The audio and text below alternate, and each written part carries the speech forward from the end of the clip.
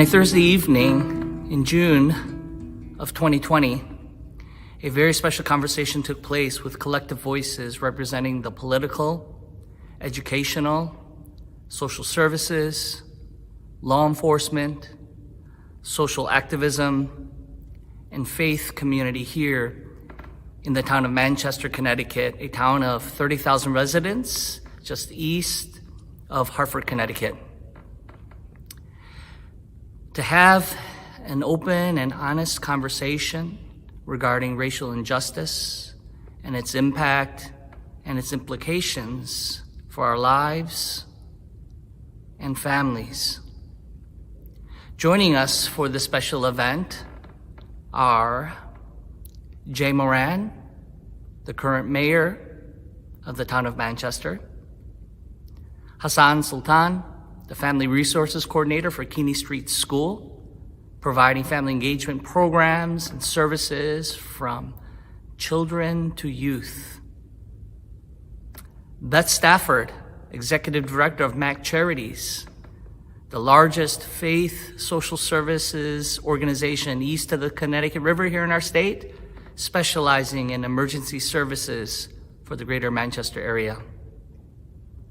Corinne Prescott, founder of Power Up Manchester, a grassroots organization created to dismantle systemic racism. And Dan Cargill, currently Director of Law Enforcement Services for the Connecticut Coalition Against Domestic Violence, and having served his entire career in law enforcement, including 2 decades as a Connecticut State Trooper. My name is Peter Kim. I am currently the lead pastor of Trinity Covenant Church that is hosting this event, a historic congregation of nearly 130 years here in Manchester. These indeed are challenging times that we find ourselves living in. And so we invite you to participate as you listen to this critically important conversation, perhaps as a first step in understanding one another and perhaps differing perspectives as we all dream and desire to live in a more just, beautiful, and gracious community. Thank you for joining us. Trinity Covenant Church and friends, we are so grateful that you've taken some time to join us for this time where we can hear from our guests some of their stories and perspectives from different walks of life that I believe will help enlighten and encourage and also challenge us during these challenging times that we are currently finding ourselves in. First question I wanted to pause is there anything that you would like to add to your introductions, either for yourself or your organization, that you just want to put it out there and share with us before we kind of start to jump into some of the questions for our time together? So I'll share my tidbits with you that I grew up in the Quaker faith by 2 parents who were social activists in their own way. They taught us from a very early age equality for everyone across the board. I had the ability to be part of a New England youth group for Quakers because our meeting house was so small, which was truly a melting pot of people from all over New England and New York. So I had a great experience working with going through youth group with all sorts of people. I also had that same experience going to summer camp, in a YMCA summer camp. One of the interesting pieces is my mother is a big fan of cricket, and she has several work friends back in the 70s when she worked at Xerox, and we used to go to the cricket matches. And then after the cricket matches, we would all go to the West Indian Club for a meal afterwards. And one of my mom's favorite stories that she likes to tell is one of the first times I was there, a man came over to me and said, "Oh, you must be Danny," and shook my hand, and I shook his hand. He introduced himself to me, and I walked over to my mom and I said, "Hey, he knows who I am."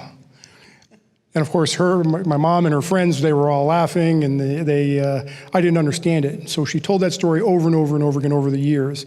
And I think she tells the story not to show my dim-wittedness at age 10, but to show that her pride in what she had taught us, that I didn't even realize that although I was the only white child in the entire building with bleached blonde hair, that I didn't really realize of the full impact of that. And I was just another kid in the group. So it was just one of those little stories that she likes to tell. Great, thank you for sharing that. Any others want to add anything to your introductions, either personally, as Dan did, or anything about what you do or your organization, just to help us get to know you? And most people think I'm from Manchester. I grew up in West Haven, Connecticut. My wife has been here her whole life. So, she's the reason why I'm in Manchester. And I take great pride in the fact that my three children who are graduates of Manchester High School, the last two got their master's degrees. So there's all five of us in our house. We believe in education. And I know, Manchester gets hit sometimes that we don't have a good school system. And I'm so proud that my three children that went through the system and graduated high school can proudly say they have 2 college degrees now. So I take great pride in that. So. Great, thank you. Thank you for sharing that. I did want to add something, 2 things. One, like you said, I was raised by my maternal grandmother.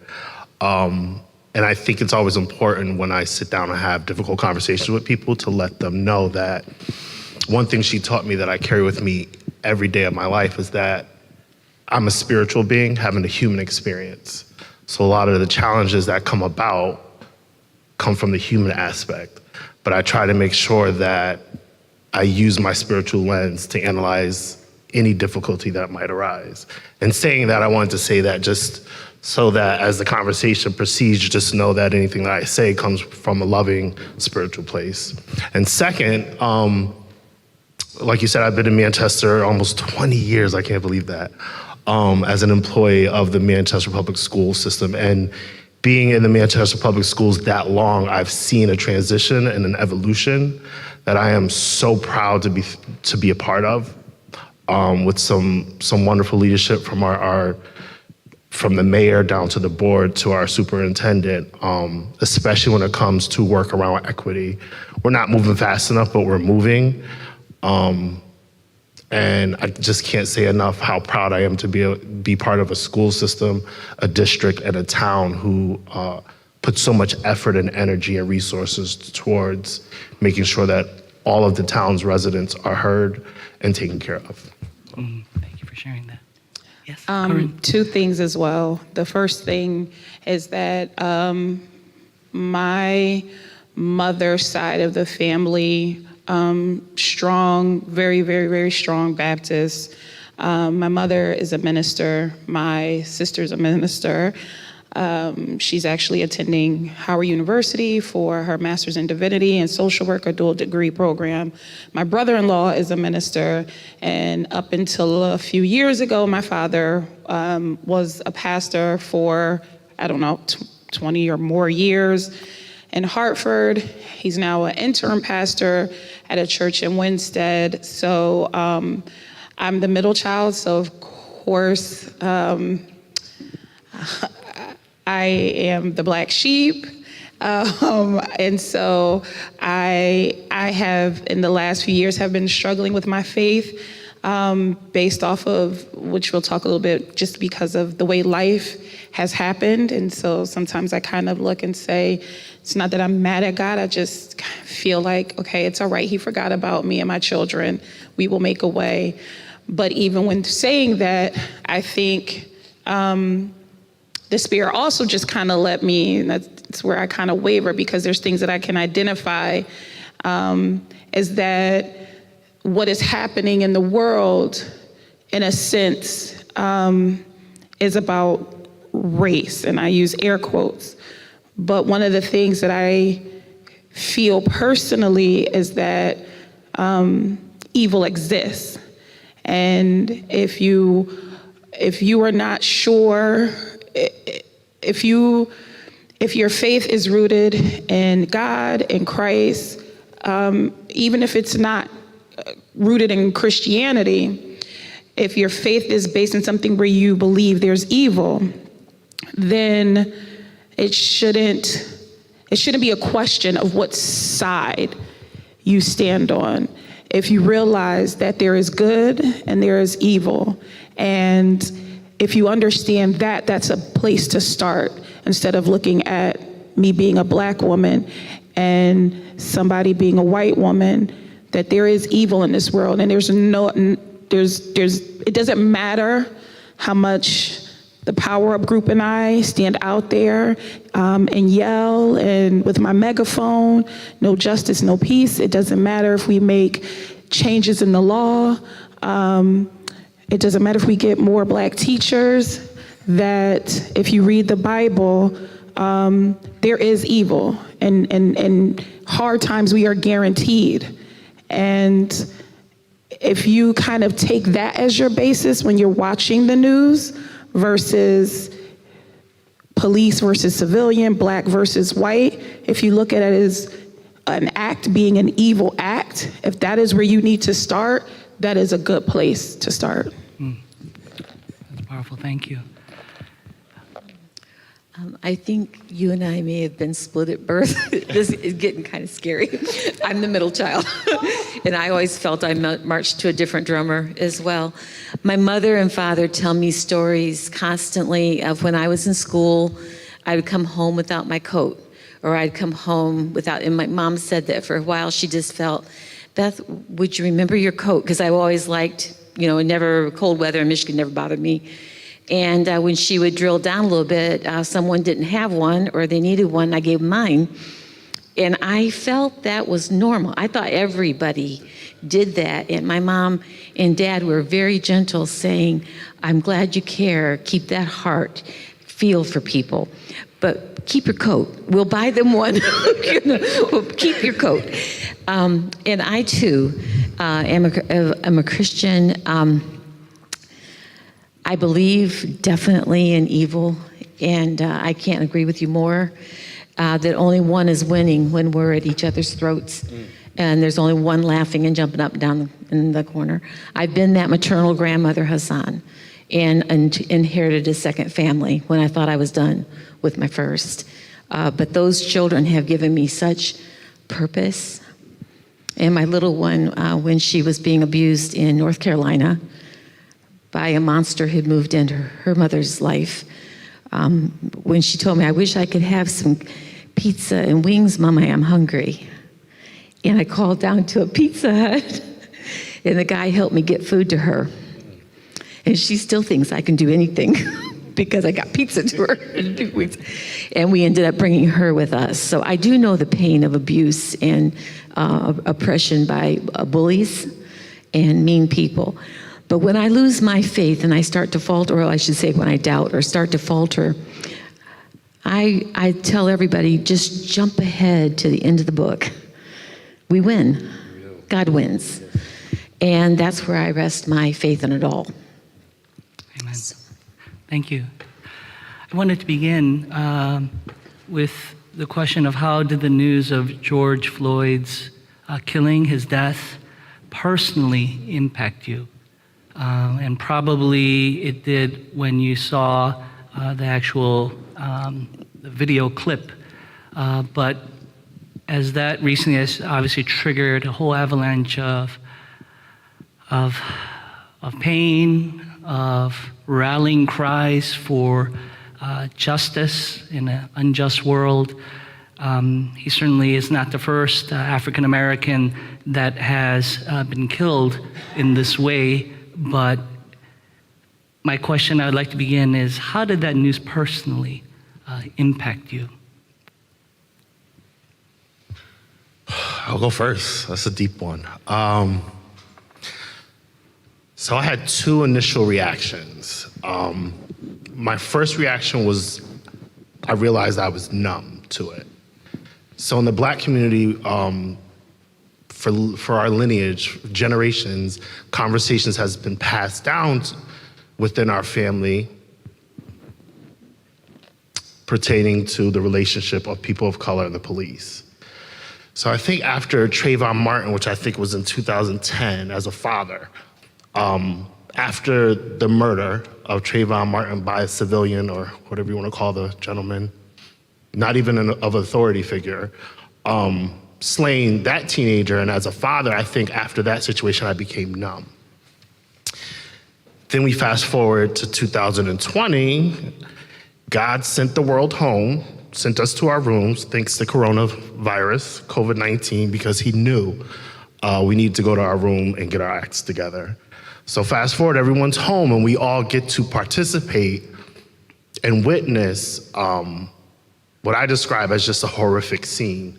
And so it wasn't so much the imagery, because that imagery has been pressed down in my mind for as long as I can remember, but I think it was the cries of a grown man calling for his mother during his last moments on this planet before he transitioned that sent a shock through my spirit, my soul, to the core.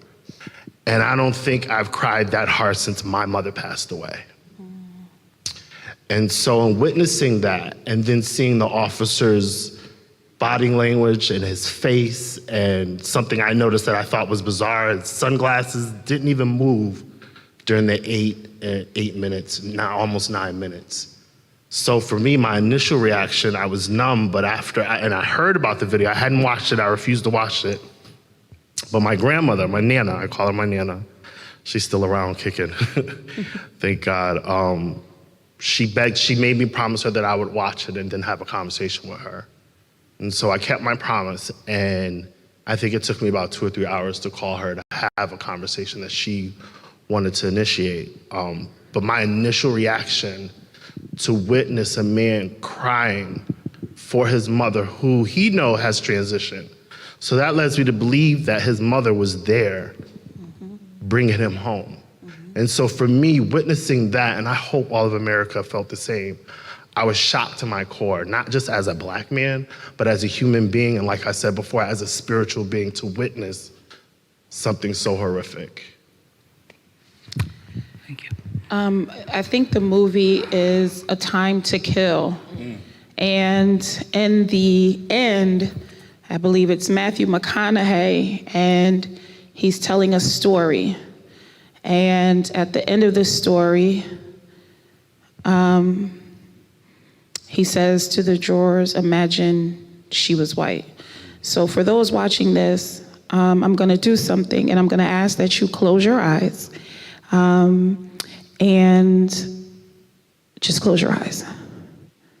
Mama, mama, mama, mama. Keeping your eyes closed, imagine George Floyd was white. What would the response be? I am a mama. I am a Black mother. And my initial reaction was numb.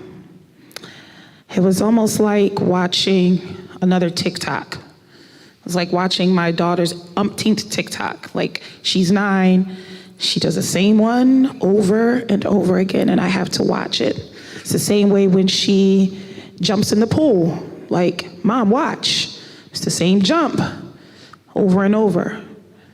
So initially, I didn't even know about it. My daughter, my oldest daughter, who's 15 and who's a freshman at MHS, she had to sit me down because we were deep into the pandemic and I had stopped the news.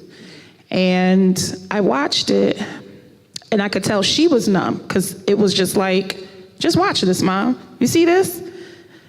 That's the world my Black children are living in. As a mama, I have 2 daughters and a son. George Floyd is my son.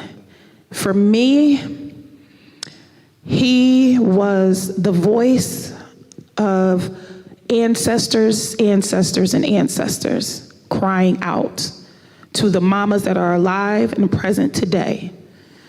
And so that is how I ended up on a Saturday night, maybe like a week and maybe a couple days after the protests really started happening, after the rioting and the looting started. It was a Saturday night, I was in my room, and I still can't decipher if it was both of my grandmother's spirits or the Holy Spirit, but something said go. So my daughters and I live with my parents. I have a brain tumor, non-cancerous, and I have MS. And as a result of that, we had to move into my parents' home. I went into my parents' bedroom and I said, tomorrow I'm going out to Center and Main Street. And they were like, why? And I was like, because I'm gonna protest. I was like, y'all gonna join me? And they were like, no. And I could see the numbness in them as well. And so I texted a few friends and said, hey, I'm gonna be at Center and Main Street, just drive by and honk for solidarity.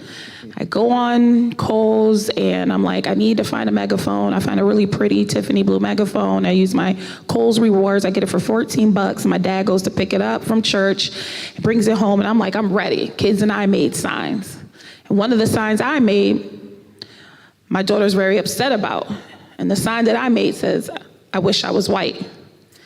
And even to this day, I remember being 10 is when I started wishing I was white. And that's never left me. And I'm a proud Black woman, but I just want to know a peace that comes with whiteness. I have PTSD. When a cop pulls up behind me, it doesn't matter if it's Black or white, I get butterflies, my hands start to sweat, my heart starts to race. That happens to my children. They immediately sit up.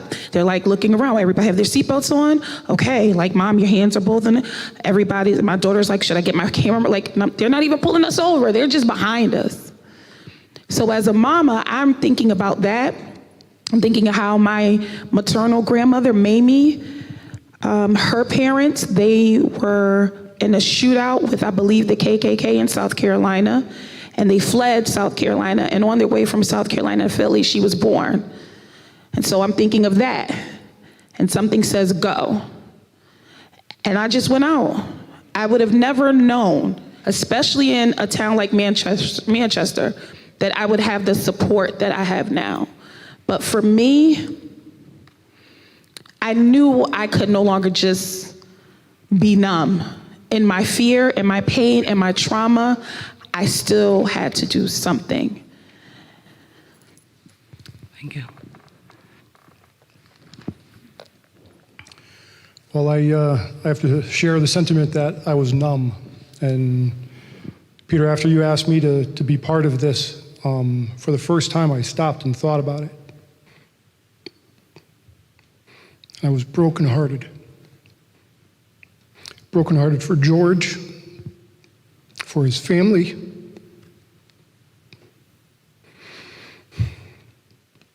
for the people who had to stand there, powerless to stop it. My heart breaks for those officers' families, innocent victims from a heinous act and failure to act.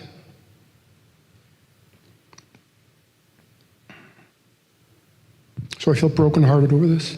And unfortunately, unless we make real changes and view people differently, this will not be the last time. We need to have deeper conversations, deeper understanding. We need to see our similarities and embrace them. Because then color doesn't have to be that strong of an issue of why we always look at one person as one way and one person as another. So I'm so thankful that we're here and doing this today. Thank you. I think everything you all said, I felt. I could not believe we were watching it. Like you said, we were all home, we saw it. I mean, it was angry, not, for the obvious, but that people, when I went back and watched it the second time to try to, I thought I was imagining or something. It didn't seem real, or I couldn't believe that the street was crowded and people were taping it. And I thought it was good it was being videoed, right? Because proof, I mean, I've heard that a lot, but someone couldn't step in? Or, I mean, could they shoot you all? I mean, I kept thinking, what would I do? Are you paralyzed? Does your fear stay there? I kept saying, stop him. Like, that type of thing. And I think when we pull in our own personal, I have what do they call a spastic esophagus. And I've had those episodes where you can't draw that second breath, and I've had in my head, just stop, Beth, you'll pass out, you'll pass. I almost feel like I know what George was telling himself to soothe himself, because the panic that runs in when you can't breathe. That little fish out of water they show with asthma. I mean, all of those things on the personal level, on the fear level, you're telling me that one person could just fall on the officer or cause confusion for 8 minutes, or 9, like you said, an eternity.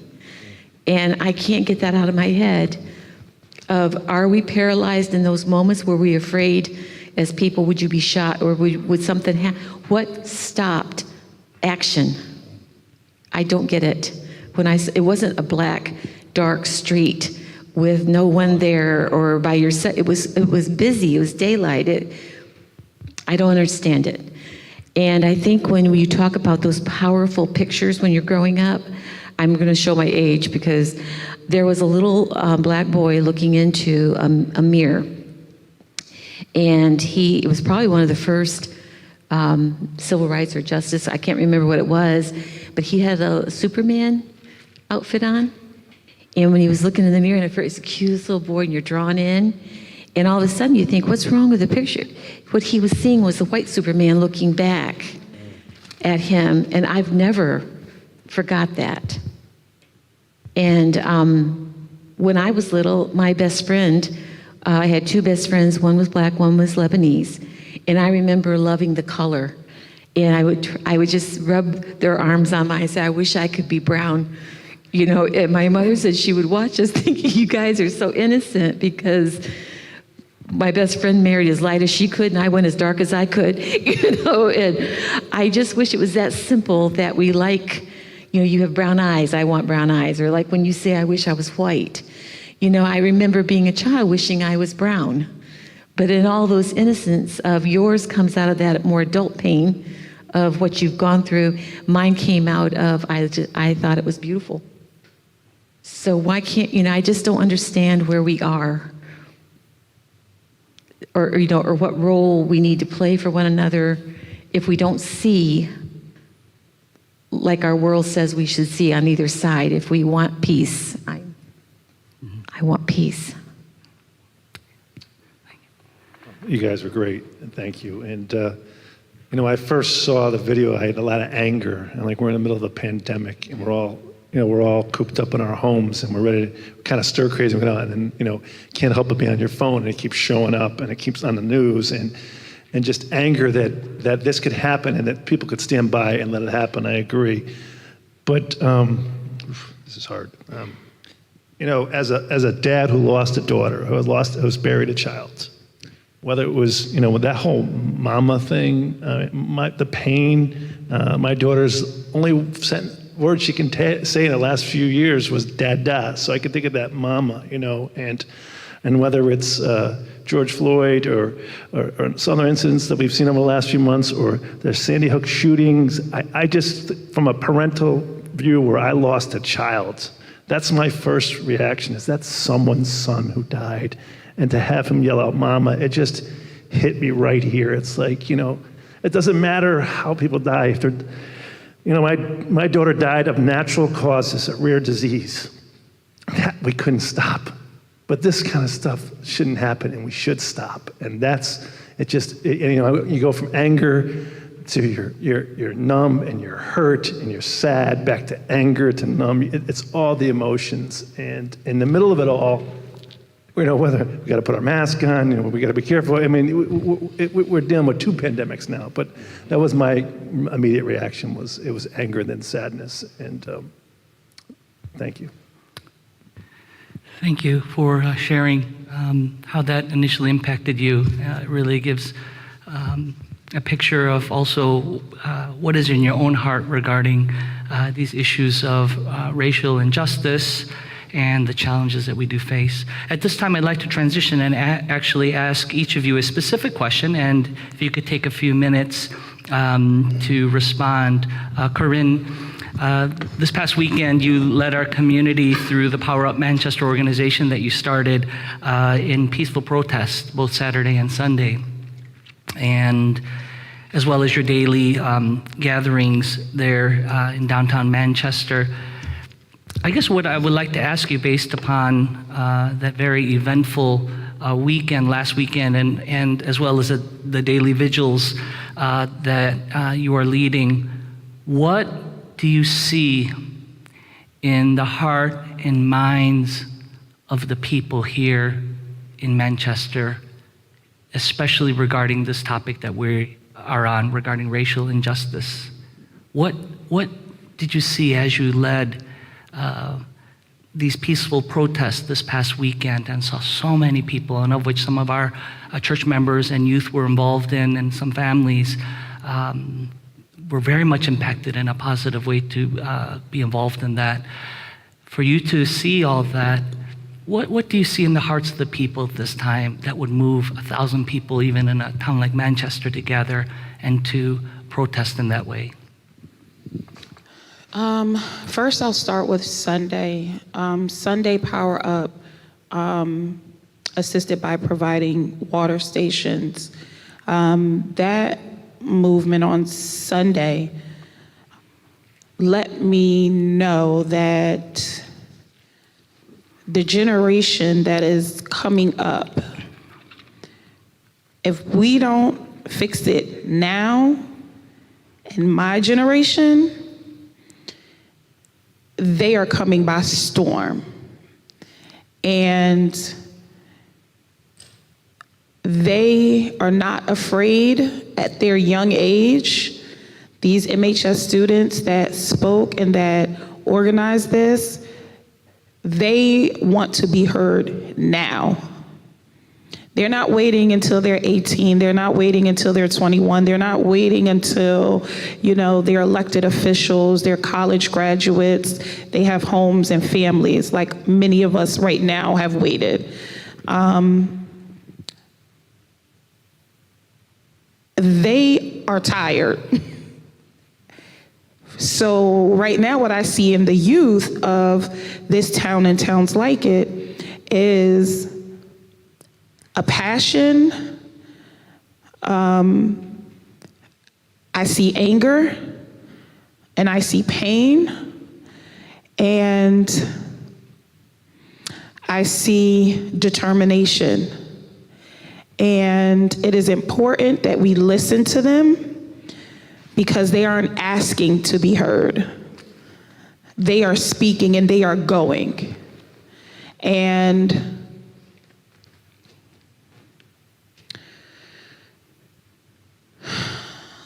I am feeling for the many students who are in homes where their parents are making them choose a side. And it's not on the side, like you said, you fast forward to the end of the book and we win. They are choosing the opposing side. And I feel for those children, because they already know what's right, what's wrong. And they have to be muted. And someone who's a survivor like myself of many different things, I know what it's like to be muted. And that is a huge weight. As a child, as an adult, it's a huge weight to carry. But as a child in a pandemic, when you're stuck at home with your parents and they are silencing you. So I see that pain. As far as Saturday, I worked with USIC and ABAC, which are both organizations here in Manchester. And what I saw Saturday, I still feel like it wasn't real. I know the experiences that I've had in Manchester. And many people said to me that came out, they're like, where have you been? I said, I silenced myself. I had an experience with my daughter and I spoke out, and she was retaliated against by staff and coaches at her school. And so she begged me, just, Mom, please be quiet. Just don't say anything else. If anything else happens in school, don't say anything. And so I saw like a mirage, like I knew it was real, but I still couldn't believe it. But then as it's like day to day, and they're still coming, and they're still asking, you know, what do I do? Where do I go from here? How do we fix this? How can I support you? You know, they're messaging me, texting me, you know, can I bring you dinner? You're a hero. You're amazing. I don't feel any of that. I'm just a mom. Is what I see. But I don't think it's so much what I see. I think it is what Manchester sees in me that is causing me to be able to have the strength to go out there every day. And we haven't even come with our demands yet, Jay. We're still just trying to get to know each other. I'm just still trying to get them to trust me. But when I come out there every day, what I see from the white community is also pain. I see frustration. I see confusion. I see fear. I see trauma. They are now experiencing like there's a line drawn in the sand with their family and friends, with their neighbors who have decided, their children are writing Black Lives Matter on the sidewalk, so don't speak to them anymore. I'm getting the stories from my white allies and the pain that they're experiencing. And I almost feel like I'm betraying my people because I resonate with their pain and I feel for their pain.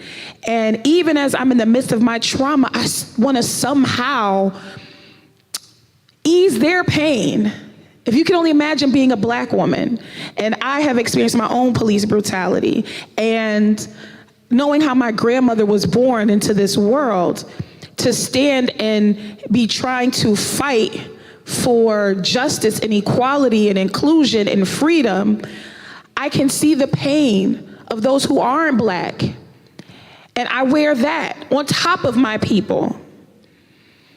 And I think for me, that is why I manage or try to manage so far that they remain peaceful, because all I see out there is just pain right now. Right now, we are just in pain. Doesn't matter, Black, white, Hispanic, Native American, Latino, LGBTQ, like we are all out there when we rally. We are out there right now because it's almost like AA. It's almost like a support group. Right now, I'm Black, but I don't know what the answer is. First of all, I didn't create the problem, so I'm out here trying to solve a problem that I had no parts of creating. And so I'm out there just on a whim, just letting the spirit move me. And I think, again, I keep saying I struggle with faith, but then that's how I know that I am being backed by a higher power, because I am standing in a place where I don't feel rage. If this were 3 years ago, if this were even as far back as Trayvon Martin, you would see a totally different Corinne out there. It is quite possible you can see a Corinne throwing a brick through a window of some business. But I have evolved from that. And now I stand in a place as enough is enough. We have a lot of other pain. I'm a survivor of MS. We have people dealing with cancer. We have people dealing with lupus. We have people dealing with sickle cell. We have leukemia. We have diabetes. There are so many other pains that we need to be focused on, that there's enough is enough of this. And I think what I see out there every day that I'm rallying, and what I see on Facebook and Instagram from the support, is that they're all saying, enough is enough of this. There's poverty. There's so many other things that our attention needs to be on, that the color of my skin should be the least of your worries. Can I just add something really quick? Corinne brought up a really important part I think people need to realize is the word trauma. So America was traumatized by witnessing the death of Mr. Floyd. I don't care what color you are, what walk of life you come from. If you watch that video, you were traumatized. So I know we have students in our community who witnessed that. They were traumatized. Their parents were traumatized. My grandmother was traumatized. And if you look up the definition of trauma, there are symptoms, but there's also treatment. And I think once we get past the initial shock of the trauma of what we all witnessed collectively, we really need to get down to the treatment. Thank you for sharing that, Hassan. I appreciate that. My next question is for Dan. And Dan, as someone who has spent an entire career in law enforcement, what do you want to share with us on some of the challenges that officers are personally experiencing as they're trying to do their best in their job? And how can we help bring some very necessary reform, at the same time show our support for the men and women in uniform? So law enforcement is a difficult profession on the best of days. But when a heinous act like this occurs 1,000 miles away or 3,000 miles away, or even right here in Connecticut, it affects every one of us. There's shock, there's horror, there's anger that somebody in our profession would tarnish what so many others do so very well and give of themselves in extraordinary ways. I get the privilege and honor of working with law enforcement across the state and the chiefs, and there are truly remarkable human beings out there of all color, of all race, of all sex. So for what they're dealing with, and although I haven't spoken obviously to all of them, we have around 8,000 law enforcement in the state of Connecticut. I know personally, and the people that I have spoken to, they are hurting. They're hurting for all the same reasons, because they are community members as well, for all the same reasons why we are hurting. There are officers out there that have protested as well. If you saw in Hartford, the troopers who knelt down and prayed, this involved a police officer. There are incidents across the country and here in Connecticut where officers use excessive force. But I don't want this to be an officer versus civilian or versus black people, because we are all people when you take off that uniform. So for what we can do to support them is recognize that one heinous act by this individual, I say one heinous act, this one heinous act by an individual does not paint the picture for all law enforcement, and recognize that. And I guess that's probably the best thing that we can do. In terms of reform, there are miles we can go to reform law enforcement in the judicial system, miles to go. Here in Connecticut, there's been steps going back to 2014 to make many of the adjustments and changes to the laws and to how police respond. Not only that, but transparency. So Connecticut, from a state standpoint, is in a far better place than some of our other states in Connecticut. So from that aspect, but we have a ways to go to ensure that individual officers are acting appropriately, are making the correct decisions, and when officers see another officer doing something wrong, that they have the power and the conviction to stand up and say, stop, and make an adjustment on this. Great, thank you. Sure. I said to a friend, and this is kind of in support, that I recognize that the officers have a very difficult job, especially here in America, because America is a gun-loving country. And so to be an officer in a country where it's like maybe NASCAR, football, sports, and then there's like maybe dogs or pets, animals. And then there's guns, I feel like. I don't know which one comes first. But if you had to sum up America in 3 things, if like you were like, I'm taking a trip, can you give me an idea of what America would be like? It's like, listen, they love their pets. Don't mess with their pets, especially don't brutalize dogs or cats or whatever, pets. Don't mess with their sports, but mostly don't mess with their guns. And so you're asking officers every day to show up in neighborhoods in a country where guns are almost more important than public education. So when you try to start talking about, regulating people's guns and their rights to bear arms, I don't understand how we can, it does not excuse the behavior. And to me, what I say is once an officer, when he put his knee on his neck, he was no longer an officer. He was in a uniform, but he was no longer an officer. He was then a criminal. My personal, that's not power up, that's just Corinne. And so at that point, that's what he needs to be recognized as. And so if we talk about reform, he became a criminal on camera in broad daylight, knowing full well he was being videotaped. And so for 9 minutes almost, it didn't think, it was a second thought because of the way that the process works. It's like, I got the union and I'm probably gonna have my own in my department investigating this. So if you're talking about reform and support, we have to talk about the fact that we are asking to show up every day in a country where you have the right to carry. And in some states, you have your stand your ground, and in some states you can open carry. So that is something that if I were an officer that I would be fearful of.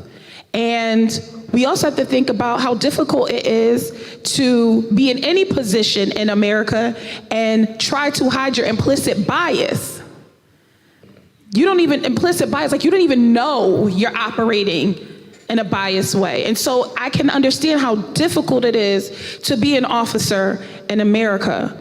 I did hear, and I'll finish with this, I did hear a very good suggestion. I was watching a panel on YouTube, and they were talking about reform.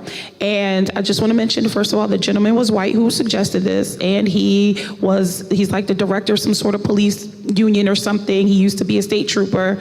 I wish I had his name. And this was in New York, and he said his idea of reform would, while they're in the police academy, they have to do a rotation in the prison system, because in the prison system, you don't get a gun. And so you have to figure out how to talk to people, and you have to figure out how to de-escalate violent situations without a gun. And that, for me, was like genius. 6 months in a prison, the only time that you will have access to a gun if there is like a riot and you have to get on riot gear. But for day to day, you're in there with convicted criminals from less crimes to the worst, and you have to figure out how to talk to them, and you're the minority.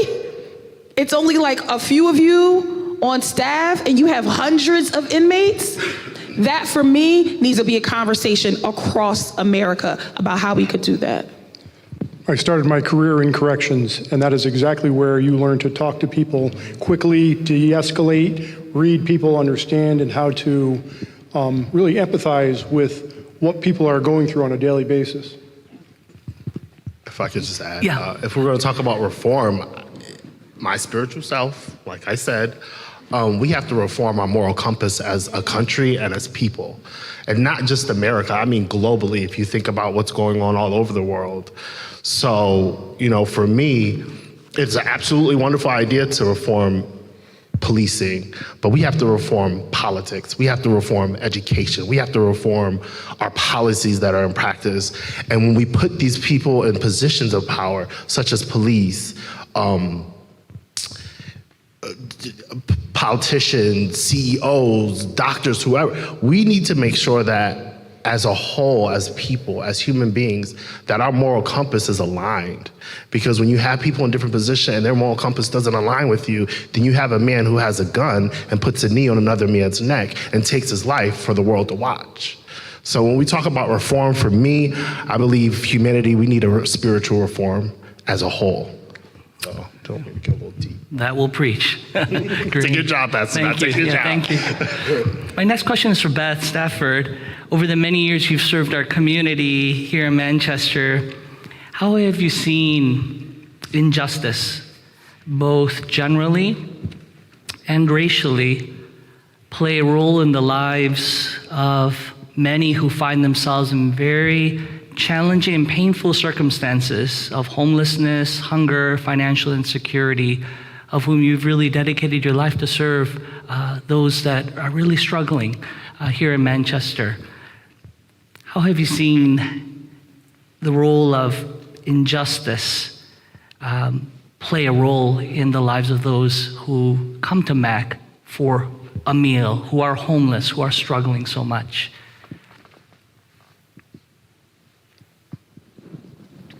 I've seen that for when I first came into MAC.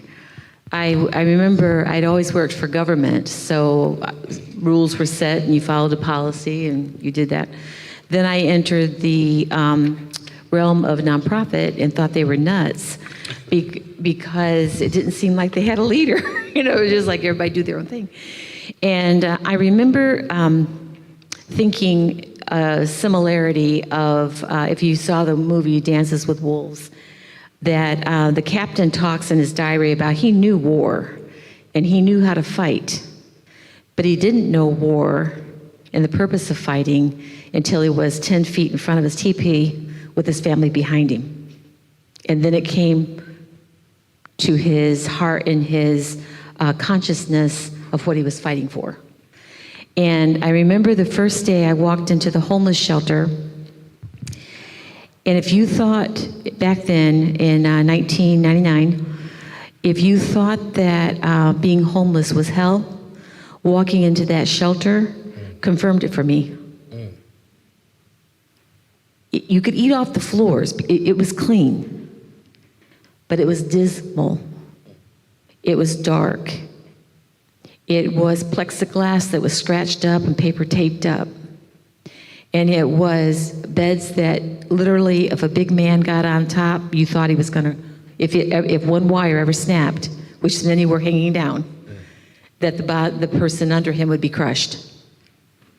And like I said, the blankets were clean. I mean, I give my predecessors kudos for what they tried to do to shelter people.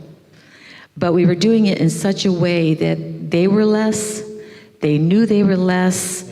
It was community putting them off the street so they didn't have to deal with them.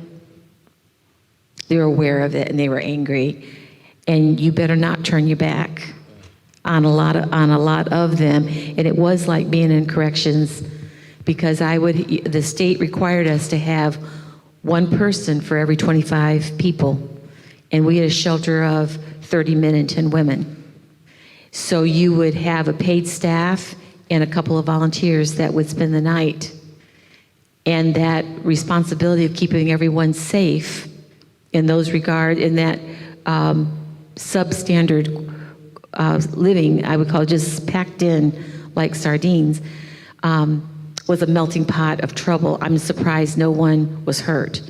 And a few years after my job, there was a deconstruction, if you will, of mental health system. And all for the good reasons. I lobbied at the legislation for weeks and months of, yes, mental health needs to be reformed, but not released without a plan.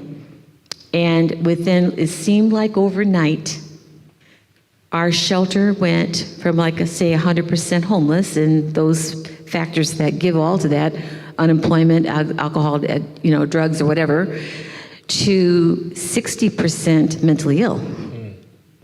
No training, volunteers, and I'll never forget the night I cried. colleague of ours in Hartford was trying to relate to a catatonic schizophrenic who he knew and loved. And he touched his back to say, like, Joe, are you okay? And the man turned and killed him. And so we were thrown into training of knowing how to treat mental illness. And so what I started to do is go back to my board and said, we're not doing any favors by housing and not showing respect. I think people live up, this was what I was coined for. People live up to or down to whatever you expect of them. I started having house meetings with our shelter and said, I don't care why you're here. I don't care what you believe. I don't care whatever it is. I can tell you why I'm here. I'm here because I believe this is what God would have me do. And I expect you to treat other people the way you want to be treated, and we need to fix this. I started looking for grants. We got new furniture, new beds, and you could see light in there, shades, just the aesthetics of you're worth something to somebody. My board was a group of well-meaning 21 white men with white hair. And going in there trying to tell them what I was dealing with, they would look at me like, in Manchester, whatever. So we went with the help of Hartford Foundation for Public Giving as soon as we could start working on the way we did business. And they heard us, and they were working with us. And one of the consultants said to me, until your board looks like those you're serving in your community, you will get nowhere. That rung in my head day and night. And I started. I'm 21 years later. Our board looks like our community. Our staff looks like our community. And the folks that we serve without guns. And we talk down and we just de-escalate, and we do all of those tactics with the staff of 5, with 154 that come for lunch. And we have never had, someone asked me one time, are you afraid to be in the shelter by yourself? I said, are you kidding? It's the best place in the world to be, because everyone I serve knows exactly what I'm providing, and I've had them step in to protect me if somebody started to do something that they thought was going to close the shelter or jeopardize the shelter. But as soon as we started and got that we needed to look like our community, we needed to act, for our community and work with our community, and then we needed to do things with respect and give those people that are coming to you at their lowest hour a place where they feel valued and respected. We've seen incredible things. And this COVID, if anything comes good out of this pandemic, it'll be the invisible have been seen. And the invisible have seen.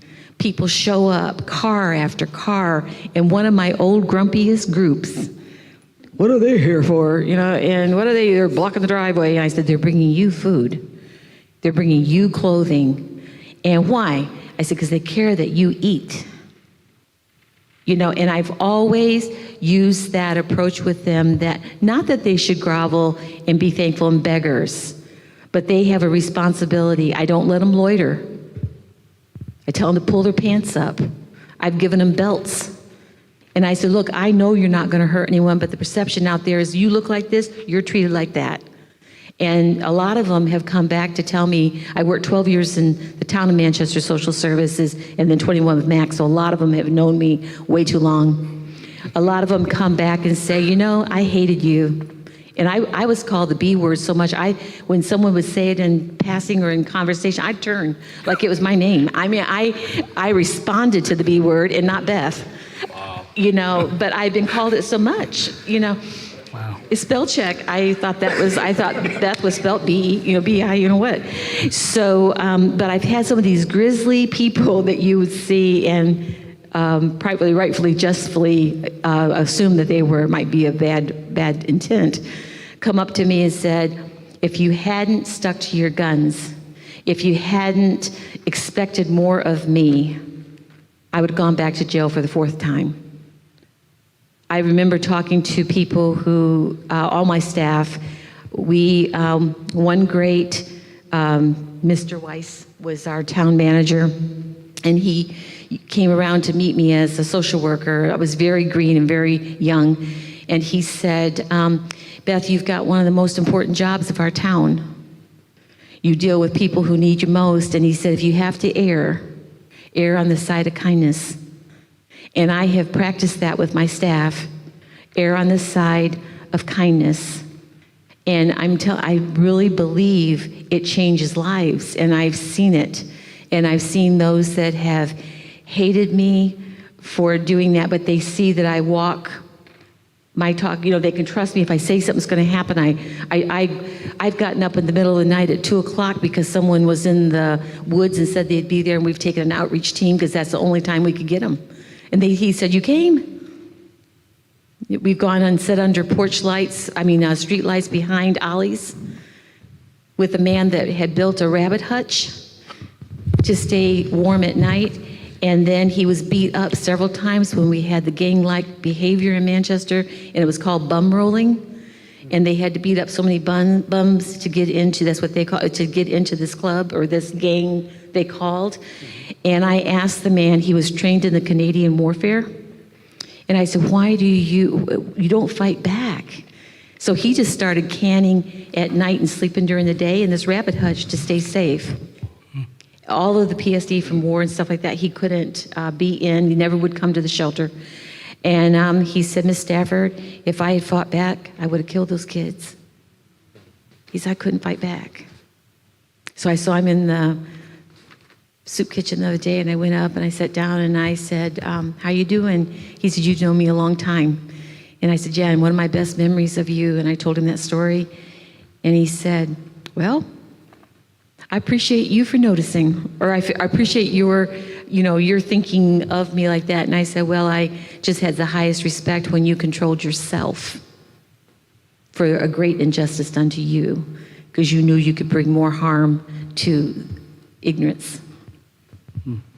So I think that's where MAC has made its mark, and it's taken 21 years. It's a marathon, not a sprint.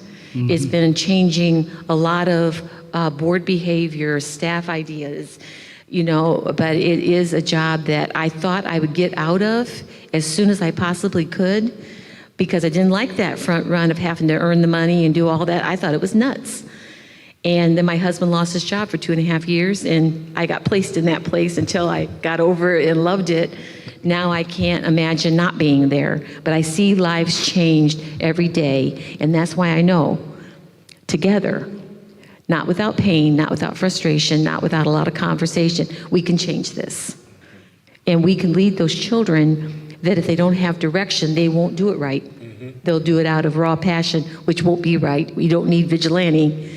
You need some of the old, some of the new, some of the energy, some of the passion. We need each other from every walk of life, every specter of color, and every age. And we need to start with our children in the womb up. To teach them. They're born colorblind, and they need to stay that way. And I don't know, they're taught.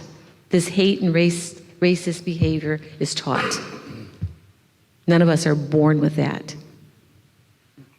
And if we look at each other, and I loved what you said, Corinne, about pain, because that is what we're working through.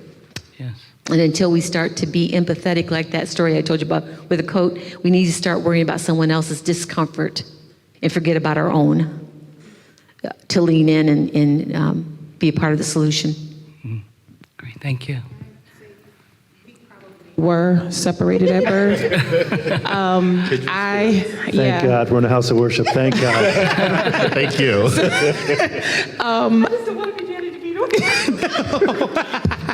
No, when I lived in Philadelphia, I worked in a homeless shelter, and so I'm listening to you, and I'm like, exactly. And what comes back to me as you ended it, as you said, pain.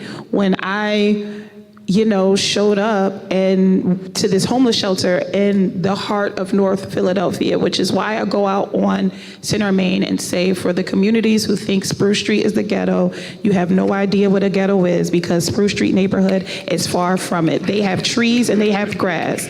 My kids and I lived in the ghetto when we lived in Philadelphia, and they had to play tag and football on concrete. And we had no trees, we had no grass, and we had no driveway. And they have driveways over Spruce Street. So let me just say that. And trees and grass. And trees and grass. And we didn't have that in Philadelphia. So, but I will say is that when I went into the homeless shelter, I thought, even me being a Black woman, and all of my clients, I worked in the men's homeless shelter, and then I worked in the women and family shelter. All of my clients were Black. And I thought to myself, how can I identify with them? Like, how am I gonna reach them? And I'm like, I spent a time of homelessness, but not street homelessness, more like my kids and I had to go from house to house, couch to couch homelessness. And it wasn't until that I got my office all set up really nice and, come in and I'm gonna be like, okay, I'm gonna try to save these people. And quickly I was humbled. And I realized what I had in common with them was pain. Pain. That I have been and I've survived domestic violence. I've survived sexual assault.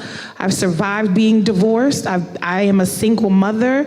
And so when I started, I have PTSD. I have anxiety. And so when I'm looking at these at my clients and I am talking to them, I could identify because I knew from my life that I have experienced pain.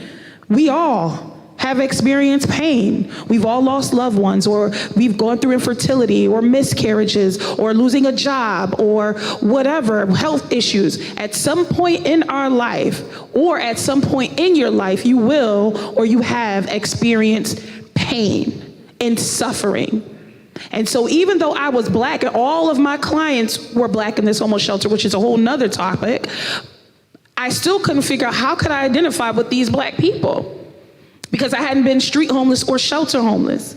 And once I let them talk and I humbled myself and I listened, I realized pain, which is where the entire country is at, pain. Thank you for sharing that. Hassan, if I could ask you, similar to what I asked Beth in terms of you being in the world of education and serving currently as a director of the Family Resource Center at Keeney School, what challenges do you see among your students and their families in terms of how they have been impacted by inequality and injustice prior to George Floyd's killing, but even more so now? So prior, I could talk about inequalities such as standardized testing being culturally biased, or an overrepresentation of students of color being labeled as special ed simply because their teacher hasn't connected with them, so the student doesn't have an interest in learning. So the easiest way to get them learning is let's label them special ed, even though that's not the right diagnosis, or wanting to medicate students because they don't want to sit still, because in case you haven't learned, we live in a society where kids are not sitting still. They're all about instant gratification because of technology. So I think one of the things I noticed was a shift in the town when Nathan Hale closed. And so the first thing I noticed was the conversation that was being brought up about those kids. And I think for the first few months, I didn't understand that those kids will be coming to our school. Those kids are going to that school. And I'm thinking, we're all Manchester residents. Aren't they our kids? So that was, I think, one of the most profound things that I noticed when it came to inequality was when Nathan Hale and then more recently Washington Elementary School closed.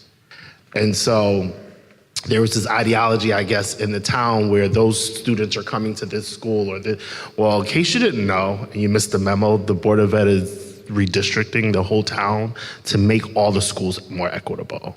Working at Washington Elementary School for almost 15 years, I say blessed to witness the evolution of education. Slow as it is, we have evolved from wanting to label students and blame them for their lack of learning, and then taking a more introspective look at ourselves and figuring out what are we doing to engage our students. That's why I can't say it enough how proud I am to be part of the Manchester public school system. We have so far to go, but we've come so far. The district as a whole, we're working diligently to address those issues. I think something I just wanted to piggyback off of something both you guys said. COVID-19 was a gift and a curse, in my opinion. It was a curse because we've lost over 100,000 people to this pandemic. But again, I think it was a gift because we've had to reimagine and rethink how we're educating our students. That change would have never came without that pandemic. We were able to pinpoint our students who are inequitable, whether it be the resources they have at home, from something as simple as having internet access. In 2020, we have students in our town who didn't have internet access, and the Board of Ed decided to make sure that they had the opportunity to have internet access. That's what you think about when you think about equality, making sure all our students had Chromebooks. But really planting a seed within our educators community when we realized what we were doing, it was not working. It was not equitable for all of our students, and it has not been working. So I think because education is part of a bigger system, sometimes it's clear to see the inequities, and then sometimes you don't notice them until we're all sent to our rooms by Mother Nature, you know? Mm-hmm. So I think as a district, we're learning. We didn't realize how many of our students didn't have resources at home, or maybe their parents are working from home, but they don't have the time or the ability to help them with their work. So again, you know, this pandemic has been a catastrophe, but at the end of the day, I think I'm hoping it will help us reimagine how we do a lot of our things, how you provide health care, how we interact with each other. I'm a hugger. I think I've only hugged 3 people in 3 months. So, you know what I mean? So, yeah, I'll stop right there. Great, thank you. Jay, if I could ask you as mayor of our town, what are you most concerned about right now, and what at the same time are you most hopeful about in light of everything that's going on with the challenges that we're facing as a community? Well, first of all, I want to say I've learned a lot by listening. And, 31 years ago, I got married. I said, I do. And I turned into my father. I lost my hearing. It was so people say, well, listen. But, and lately, everything I say upsets someone. So it's good to listen. And Corinne, you're right. I put Black Lives Matters out there, and people start getting on me and saying, what do you mean by that? You don't care about me, or you don't. Or Sunday, the students were upset me because I couldn't answer a question at that point in time, and I knew it was just anger, and so I didn't walk away. Or even, asking for reform, and the police are upset me because they think I'm going after them, but it's not. I just think that we need time to make change. So to be honest with you, and because I have a title, everyone thinks. I was talking to a state representative, and they think that we have all the solutions, and we don't. It has to be all of us. It can't be me, the part-time mayor. But I feel this heaviness. I mean, it's been great for my diet. I haven't ate much this week. I don't sleep that much. Because anyone who knows me, I do care about everyone, and I want to please everyone, and it's so hard right now. So the thing that concerns me more than anything, and even through this pandemic, is the divisiveness when we need to come together, and people turning on each other just because they're trying to assist or help something, or you believe in something, and that divisiveness. The good things I see, and I saw it through the pandemic, even though through the illnesses, this virus and everything, people were going out giving meals to people were checking in on people were noticing that parents were trying to work at their kitchen table, doing their job, and their daughter or son's on a lap trying to do their homework with them. And then we get hit with this second pandemic, as I call it. What I've seen is I have seen some people, especially folks that look like us, Trinity Covenant here or me, coming out and supporting our Black friends and our people of color, because it was that awful incident we saw, but it's just more than that. It's happening every day to our friends of color and black people, that we have to we got to pay attention to this. And I spent a lot of time the last few years just texting, my friends who are black or people of color, just, hey, how you doing? I value you and I care about you. You would think I gave them $1 million. My funny story is and folks, I'm an athletic director at a pretty diverse school. It's in a conference that's a lot of white schools, but and making sure I'm reaching out to our black athletes and our black coaches and seeing how they're doing right now, because we haven't seen them since mid-March and all this has happened. But my basketball coach, Scott Burrell, which most of you know, one of the greatest athletes ever to come out of the state of Connecticut. And I just got up one Saturday. I said, "How you doing? I care about you, I value you. I just thinking about you." He calls me up and goes, "Are you going to fire me?" I said, "Not a good time to fire the black guy. And you're safe. I think you're safe. I think you're safe." But he just said, "No, I just really appreciate that you just asking how I'm doing. But I do feel heavy. I don't have the answers. We have to have the answers. We have to come up with the treatment. We have to believe that any type of reform we're doing is to help everyone." And I've learned over the last few years, we've done so much work in our schools, in our town, equity, inclusion, in our collaboration, and this sets us back some. And that's a lot of work we've done. And how do we get back there? And how do we try to get together and realize that it's that the only way we are going to do this is to stand together and care about each other, and start right here with the heart, and learn to understand that when Corinne tells me she feels this way, I don't have to agree. I have to believe her. That's her feelings. And when you tell me your experience, I have to believe you. That's your experience, and I have to learn to look through your lens, or through your lens, or even through a police officer's lens at times, what they're going through. And that's the hardest thing right now is to get everyone to come together. But I'm hoping that we can do this. I'm hoping that this movement, or whatever has been going on lately, that we can do this together. And I know they're coming at me, and I'm hoping to come at me, but not as loud or as whatever. And but it all starts with getting to know someone, right? As Mother Teresa said, if you're too busy judging someone, you can't love them. And those words are stronger than ever today. So a smile goes a long way. Hello goes a long way. So, I worry about a lot of things. I still worry about this pandemic. We're all out and about. We had 1,000 people Saturday, but I didn't see anyone without a mask. That's the good news, and what's going to be the health. Worry about the economy and everything coming back. And now we have this. And so I'm not telling us to feel sorry for me or bad for me. It's I don't have the answers. We have to have the answers, and we have to work together, and we have to learn to listen. I think we can do it, and it's not. Is it going to happen tomorrow? No, but we can start tomorrow, or we can start tonight, one person at a time. Great, thank you, Mr. Mayor. That's an honest politician. That's what we need to look for your friends. He doesn't know the answer. I appreciate the honesty, because a lot of times we hear from people, "Oh, this is how you fix the problem." No, none of us know, because if we did, it would have been fixed a long time ago. When you wear your heart on the sleeves, it gets you in trouble sometimes. So, but you can't hide. You can't hide. That's for sure. Well, we're just about out of time, and I just have one final question that I will open up to anyone who would like to address it in just a couple sentences, and we'll get ready to wrap up. Trinity Covenant Church has been here in Manchester for almost 130 years. We are a historic church. We are predominantly a white church. I'm an Asian American, so it's very unique that they called an Asian American to be the lead pastor of this historic white congregation.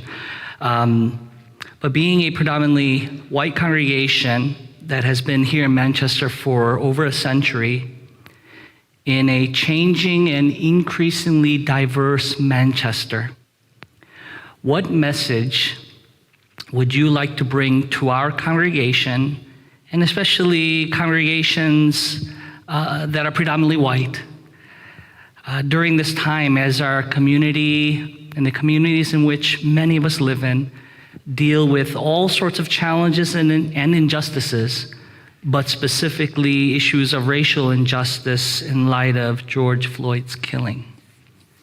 So speak to our predominantly white congregation that has been here forever in a Manchester that you all really see has changed dramatically over the years. Peter, last time I was here was in the fall, and your sermon was about going outside your fortress, if I recall, right here up on this altar. And I spoke with you that day.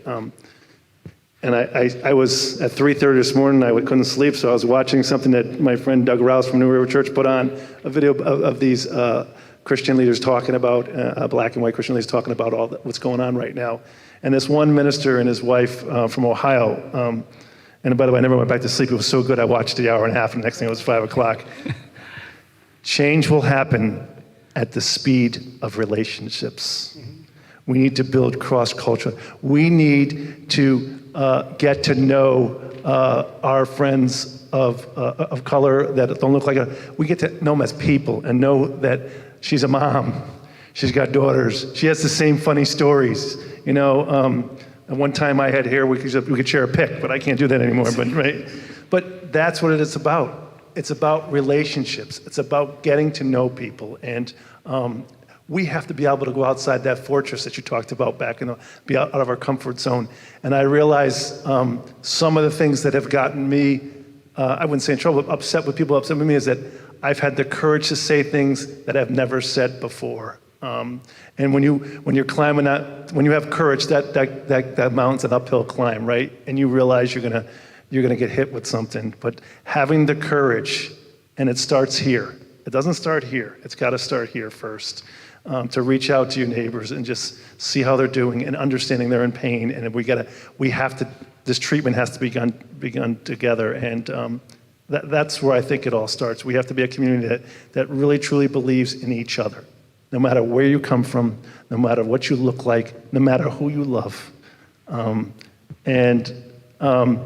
we're in a Christian atmosphere, so I can tell you that, I didn't tell, my friends know me, I love K-Love, but it's that Christian, it's that word that's gotten me through the last 3 months. And we talked about all these voices screaming at me. That song by Casting Crows, One True Voice. That's what I listen to, and that moves me every day. So when I get up and don't think I can do this, and I want to turn around, I can break through. I'm gonna go forward and try to help people break through. That's where we have to go. Thank you, Mr. Mayor. Amen, my brother. Appreciate that. Yeah, thank you. Well, this is my church, so from my perspective, I think it is important that we are out there and into the communities, but it has to be an exchange, an equal exchange of understanding, and particularly in this period of time, to allow people to unpack their pain and to understand where that pain comes from. Because for a lot of us, I don't think we quite really understand it. So I think better understanding where people are coming from is a very good start. I used to, when I was a resident trooper, we used to have dialogue nights, and we would bring members of the community, we'd bring people from the school, the first selectmen, and we would have tough conversations about really hard topics. But before we did that, we did small group exercises where we learned something very personable and specific about one another. There was actually times where we brought something that had deep meaning to us to give away to somebody else and tell the story of what that item had to be. And that still was some of the most deep conversations from people who were on complete opposite sides of the discussion, whatever the topic was. But having that conversation first opened up the door to actually being able to understand and really truly see things from a different perspective. Thank you.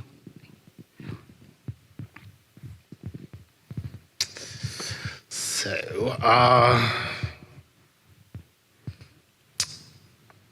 speaking for my spiritual self, Go for it. I really believe that our Creator sent us all to our rooms with coronavirus.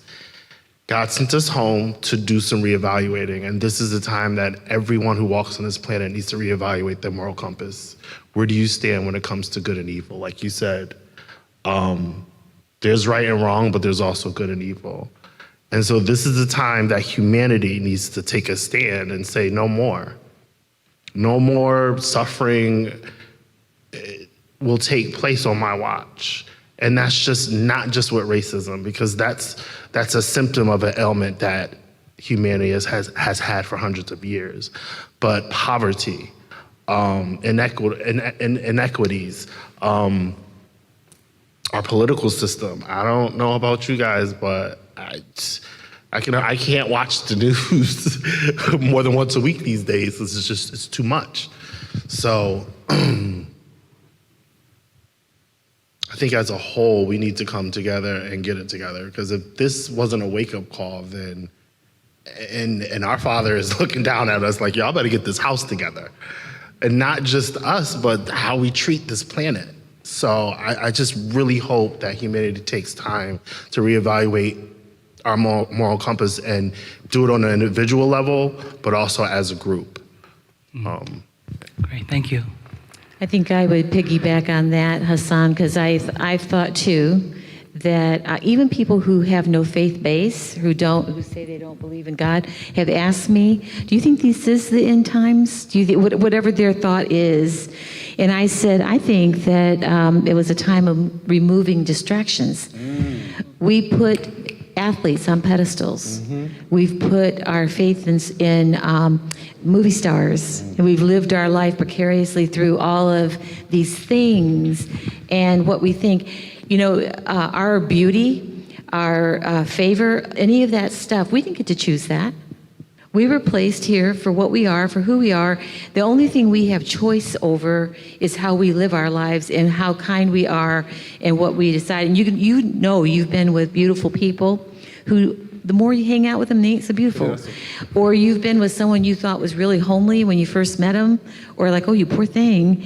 And the more you're with them, the prettier they get, or because of what they offer to the world. So I think that all those distractions were stopped. And now we have the ability to get out, like you said, I think it was you, Hassan, at the very beginning, we were all home. We saw almost collectively in real time what happened. And I don't think that's, a coincidence. I believe in God incidents. I don't believe in coincidences. So I think it is if you want to say, our mulligan or our do-over. We're on punishment right now. From speaking, I live with a golfer. But it really has been a soul-searching thing. And I have found myself praying for my enemies, praying for my community, praying for the divisiveness, praying more than ever, but not so much on your knees, you go in your prayer, or maybe you're a faithful prayer. I don't know about you all, but I'm living in a spirit of prayer. I'm living in a spirit of opportunity. And I think any message to any church, we were also thrown out of our walls and into life. And so when you say more people are showing up for each other, I've seen high school kids that didn't get to go to their prom, every milestone ripped from them, of all colors, of all races. And I've seen every type of kid show up at Mac's door saying, I would have spent XYZ on the prom, I went out and bought food. What else do you need? Are you low on diapers? Are y'all, these are kids who before were doing these community service projects because they had to. And you know what we got at MAC for kids' community service projects? They cleaned out their mother's pantry and brought it to us. They are looking at how they can make a difference now. They've got time. And they're out among, and I just feel like we got to get out of ourselves and out about us and forget what we don't like about ourselves and look at what we can do to love on our community. And I do believe if anything comes out of COVID, it will be kindness on a lot of different levels. And then how do we move forward and keep that kindness, paying it forward, random acts of kindness. We do have that power, because I asked my husband, in my lowest point, is evil winning? Is there still good? Is there more good than bad? And he said, honey, for crying out loud, if there's more bad than good, you wouldn't be able to sleep in your home. I mean, of course there's more good than bad, but you're being flooded with the sensation, of bad and an abundance of it. But there's more good, and there's more good people than bad. And if we hold on to that and find them and stay with people that pull us up and don't tear us down, and purposely, intentionally choose to be with people with that character, then we will affect change. We can do it. Thank you. Corinne, any words you'd like to address to our congregation specifically and communities that will be having a chance to watch this? I was nervous when I first walked in, and then once I sat, I was not nervous anymore. But what I'm being led to say now has me nervous because I have to address Trinity, which is a white church. And I keep hearing Manchester is diverse. And so I have a challenge. I am challenging the church and churches in Manchester that look like Trinity. If it's in 2020 and we keep saying we have a diverse Manchester, then why doesn't your congregation look that? I'm challenging you to look at yourself. What are you not doing, or what are you doing to aid in your church not looking like the town we live in? I stopped speaking years ago because I took a picture of the soccer team and I sent it to the superintendent and said, the soccer team should look like the school, and it's all white. And my daughter plays elite soccer. How did she not make the team? And she is teammates with those girls. She starts over some of those girls. How did she not make the team? I kind of had to write down, and maybe some of my facts are wrong, but to Manchester as a whole, the mayor, if he didn't know, he's white. You're welcome. The deputy mayor, white. The general manager, white. The school superintendent, white. The high school principal, white. The town attorney, white. The town clerk, the fire chief, the police chief, director of planning and zoning, water department, police spokesperson, school spokesperson, white. We keep saying we have a diverse Manchester. And I appreciate you, Hassan, saying that we've come a long way. But there's some things that don't need to take a whole lot of meetings and voting. If Manchester is diverse, and all of those positions I just named are white, there's not one black teacher in Keeney where my daughter goes. Nobody that looks like her that she can identify with. The principal and Mr. Hassan is all she has. And most recently, towards the end, a new social worker. That is a problem.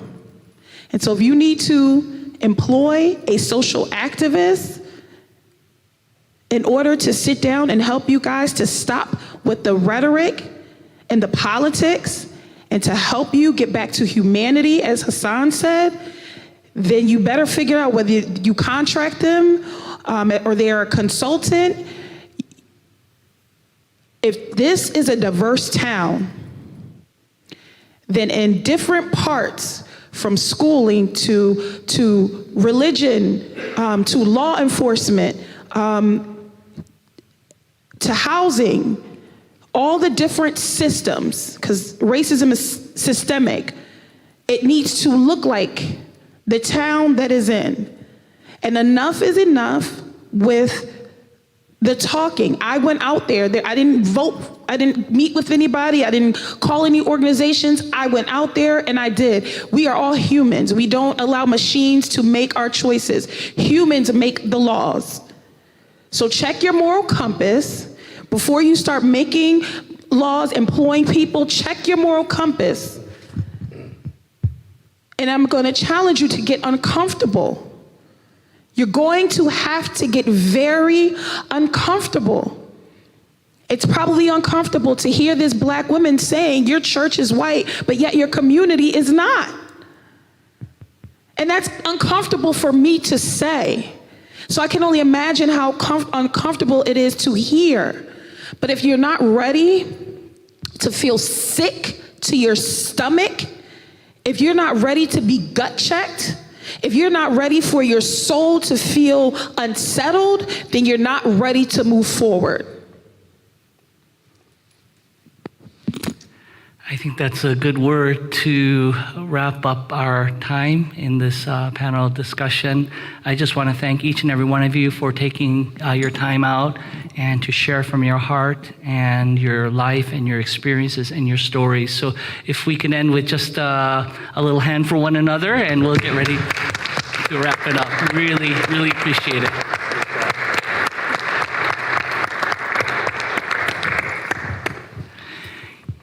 And maybe I can just offer up a closing prayer, and then we'll wrap it up with that. Let's pray. Lord, we poured out our hearts tonight, and we thank you for this unique opportunity to talk and to share, and I think most importantly, to listen. And as we realize the challenges and yet the great opportunities at hand, even in a crisis like COVID-19, crisis at hand regarding racial injustice and all sorts of inequities, I pray that you would shake up your people and the church to stand and rise to where the Spirit of God is leading us. And we pray that Trinity Covenant Church can play a significant role in your plan and your vision and your heart for this community. We pray, Lord, for your empowerment and your wisdom and strength upon my friends who have shared tonight in their different areas of work and ministry and effort. Empower them, strengthen them to do your good will. We thank you for them. Bless them as they do their very best to see our community here become a more better, beautiful, just, and righteous place. We thank you. We commit ourselves to you to do right for your glory and for the sake of the people. In the name of Jesus, amen.